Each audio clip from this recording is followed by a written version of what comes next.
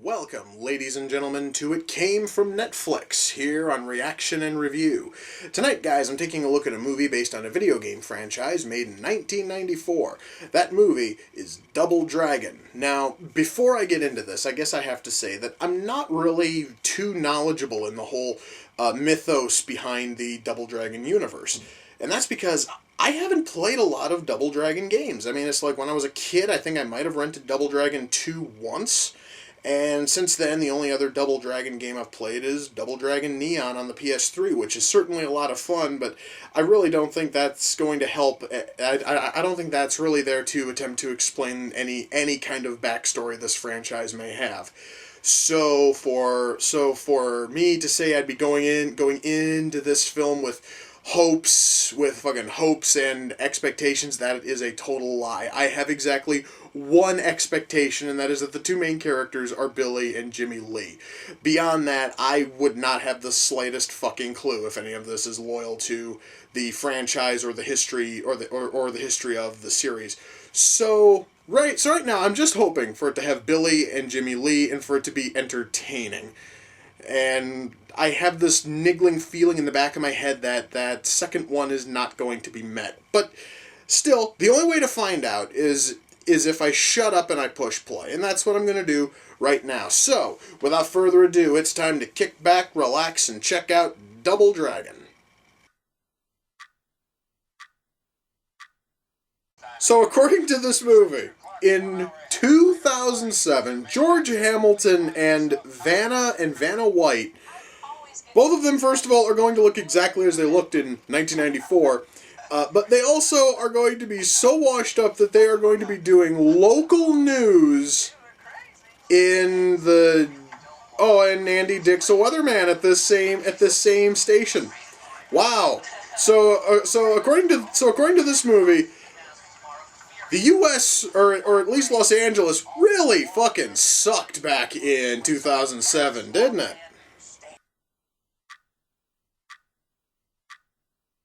So, this ugly-looking dude with the fucking mohawk is supposed to be a Bobo. I said earlier I know very little about the whole Double Dragon mythos. I know who the fuck a Bobo is. This is not fucking a Bobo, okay? So apparently the contents of a can of Cheese Whiz are the same as jet fuel. You learn something new every fucking day, guys. Wow. A Bobo's starting to look like, a Bobo. It's getting kind of creepy. He still looks like shit, but at least he looks a little bit closer to how he looked in the games, so at least that's something.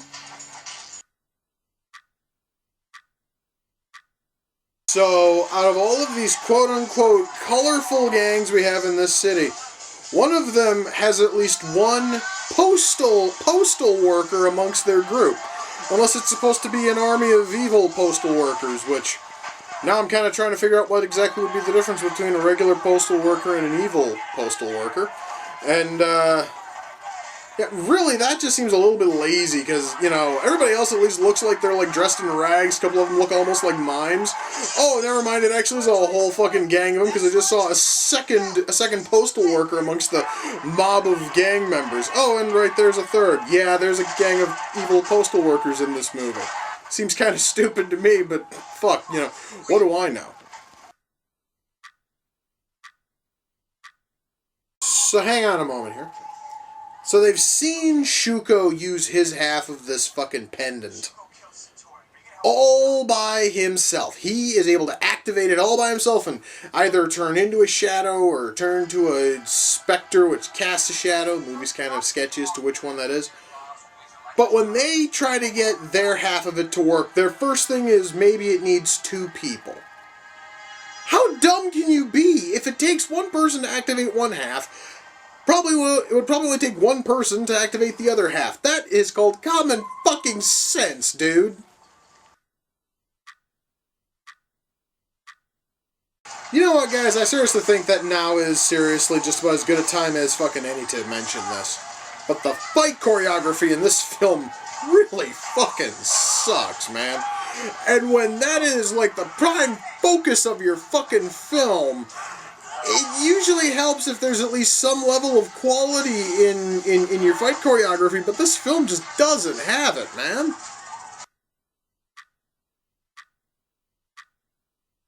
Well, folks, that was Double Dragon. I'm gonna shut this thing off right now, and I just saw something in the credits that makes me almost cringe. One of the two people who got story credit for this movie was a man by the name of Paul Dini.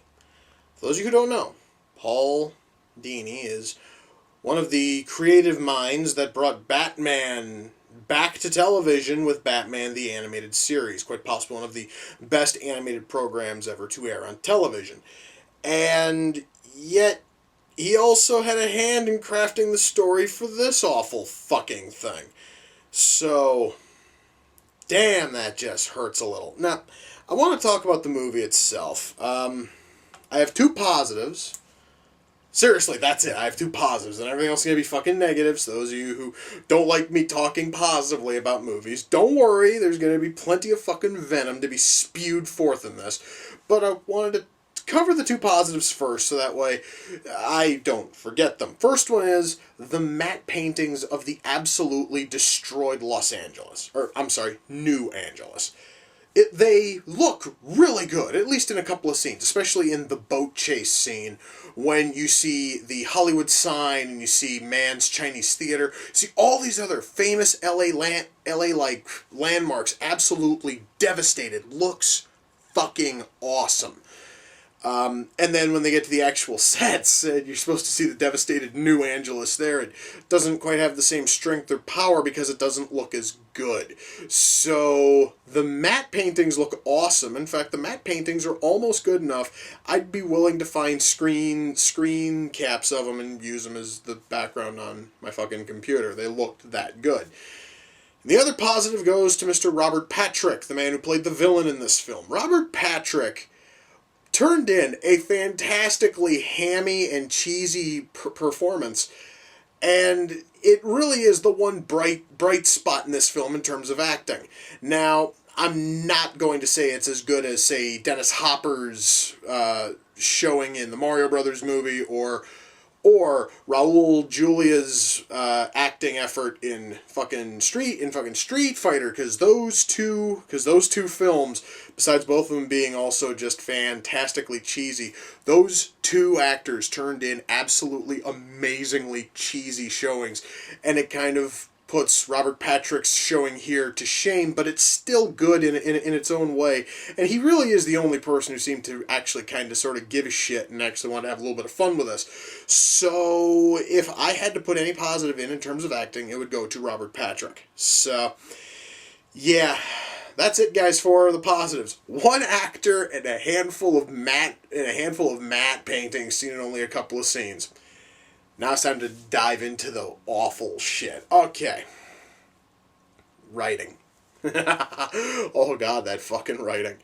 Alright, first of all, I kind of like how Billy and Jimmy are supposed to be like 17 and 19. I mean, okay, I know one of them is supposed to be 17. I know they said one of them was 17. The other one looks roughly around the same age, so I'm just going to assume 19 just to play it safe. But they both act like they're 12. Which I think is partially because this movie, I believe, was originally meant for 12-year-olds. No. See, 12-year-olds, that is sort of skewing a bit too old. This film, I think, would more appeal to 10-year-olds. However, due to something, I'm going to assume it's the level of violence in the film. This thing got saddled with a PG-13 rating, so that means then their target audience of 10-year-olds probably didn't get a chance to see it when it was in theaters, unless they were with their parents, and their parents probably walked out and took their fucking kids with them, because parents are gonna despise this. Why? Because the writing is that fucking juvenile and stupid, okay? Now, I totally understand that, you know, well, okay, again, I haven't played a lot of the Double Dragon games. I don't know what kind of story is all in there, but I don't think that you have a whole lot to work with when you're talking about NES games. Because there normally wasn't a whole lot of story in most of those games anyway, at least not a whole lot of the ones that I fucking played. So, you didn't have a whole lot to work with, so you were kind of making things out of fucking, like, whole, like, cloth. But god damn it, couldn't you have cooked up a better story than this?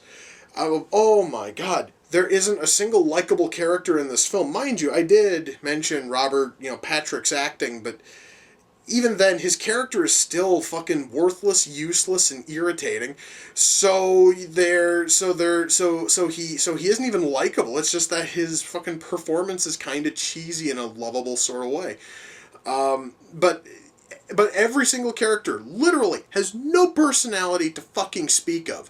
They almost have no fucking motivation, and of course the actors show this by turning in some of the blandest, most wooden acting you will ever see in any fucking film ever. It's absolute shit. Now, though I'm now dipping into acting, I want to continue to harp on the writing a little bit. Now, I know it's kind of wrong to pick on a movie that was made back in 1994 for trying to predict the future and getting it absolutely hilariously wrong, but I kind of want to mention this. According to this film, in 2000, Los Angeles was going to be devastated by a huge earthquake, which was the big quake everybody was fearing was going to hit Los Angeles. That never came. And apparently, the U.S. government never bothered to send out anybody to attempt to help Los Angeles. Now, I totally know that, nowadays, thanks to things such as Superstorm Sandy and Hurricane Katrina, we are usually a little bit more apt to actually go and get on that kind of shit and get it settled, get it settled, and at least get it fixed a little bit within the first few days. So, watching this thing today, it seems almost laughable that the U.S.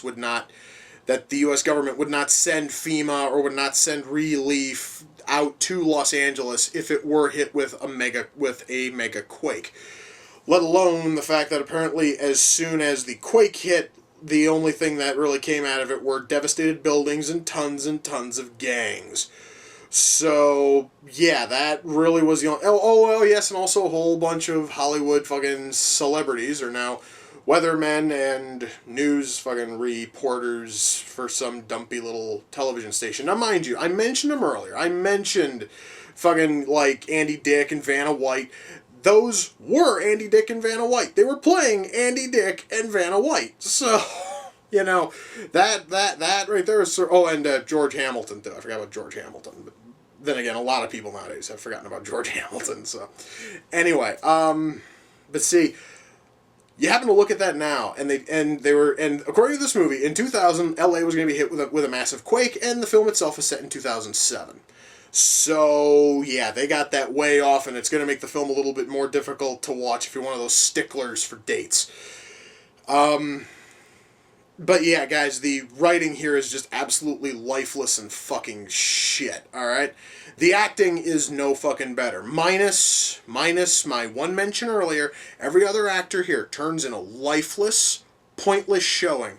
And the only one who's going to stick in your head for any reason is going to be, well, besides fucking Robert Patrick, is going to be Alyssa Milano, but that's because Alyssa fucking Milano was sexy as hell back in 1994. However, if I wanted to see sexy images of her, I don't have to watch this. There's probably plenty of images of her on the fucking internet. I can find those and not have to deal with this bullshit writing and this god-awful acting. So, that honestly is not even a positive. It's just a perk if you're dumb enough to watch this thing. But yeah, the acting in this thing is just complete shit, which I guess sort of complements the absolutely god-awful writing. Special effects. Well, I've already talked about the whole thing with the fucking like matte paintings. But then there is Abobo. Abobo, folks, is just hideous in this thing. Now, I totally understand that he was meant to look like a big fucking, mutant fucking, creature in the games, and they kind of sort of get that, fucking across, but here he seriously does not look threatening like he did in the games. He looks a little bit more grotesque and just ugly to fucking look at.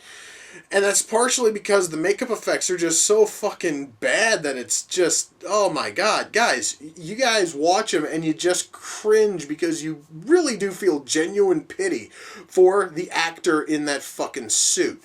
Now, beyond that, for special effects, we have all of the stuff involving the villain when he uses his shadow power, which apparently means that he can either turn into a shadow, or he can turn into a spectral figure, which is partially visible, or a spectral figure, which is in no way visible, but still casts a shadow. Apparently, he can do all of these things with his half of the little, dragon pendant thingamajig.